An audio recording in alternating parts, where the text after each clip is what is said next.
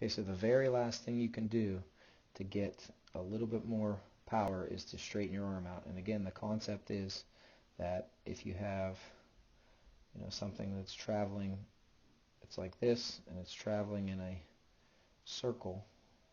If I make these three arrows here, um, the arrow that's on the outside, anything that's moving on this line, compared to something that's moving on this line, the one that's moving on the line furthest away is moving the fastest because it's traveling it's traveling a greater distance than the one that's closer than the ones that are closer.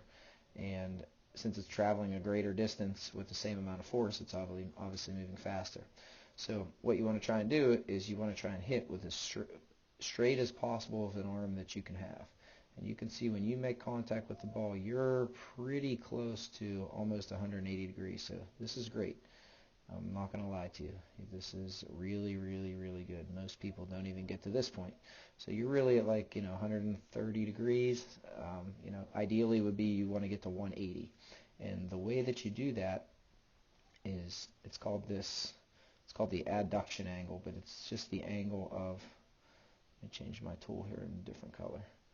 It's just the angle of what we can get underneath your arm here like this. So you can see you're probably about, right about 45 degrees. If you can increase that angle and get your arm a little further away, that's going to straighten your arm. You also hit the ball a little further away from you as well. So what you're really trying to do is just increase that angle. And you do that when you are in the back of your swing right here. If you can just nudge your elbow right here, you could just nudge that maybe up a little bit and maybe out just a little tiny bit more this way, you're going to get a little bigger abduction angle.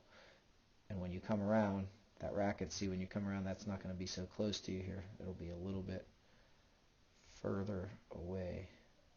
So you're real close. It'll be more like this when you come out, and then your racket's going to be further away from you, your arm will be straighter, and everything falls together. So I hope that makes sense.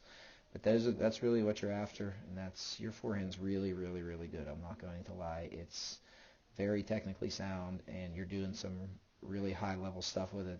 But this is the last thing that you can really do to make yourself a little bit more efficient and to get a little bit more out of your stroke without, trying to work harder and harder and harder and harder. So good job.